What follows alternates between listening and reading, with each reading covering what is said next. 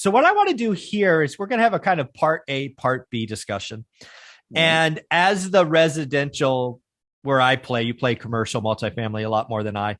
Frankly, Jonathan, I want to whine. I want to cry. I want to list a bunch of things why I think the single family housing market is so broken. Right. I'll list them out, let you ask questions or kind of react to them. And then in video 2, we're going to step back and go, okay, given those things that Mike just cried about, what, if anything, could be done to fix them? Or is time the only answer? All right. All right. So I have a list of, I think, 9 things that we will go through. We're going to start with affordability. Affordability is something I talked about in my first book. It was what saved us in the 07, 08, 09, whatever year you want to call it, crash, because when affordability got this low, we got out of the way, right? We sold our houses. They were all investments, and we moved into multifamily. Affordability in probably over half the country is really close to that number, right? Whatever their low was. And when you say low, you mean unaffordable. Unaffordable, right? Yeah. So my affordability index in Fresno, California, for example, January was about, on a scale of 1 to 100, was about a 42.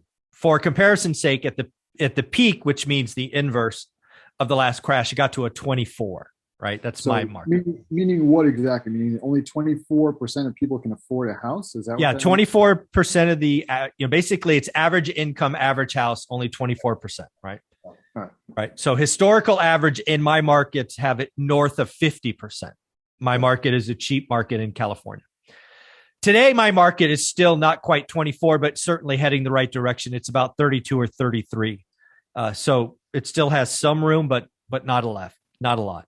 But affordability is a problem, and I think going to get worse, right? Affordability is made up of 3 factors: rates, price, and wages. We have seen rates go up 200 basis points in 100 days. We have seen price steadily higher. And of course, wages generally don't move that fast, right? They don't move that fast in 100 days. So it's really become unaffordable for lots of folks. And that's going to slow housing. We actually just got a number right before you and I talked, pending home sales, down 9% year on year, down 4% month on month. Expectations was to be down 0.16.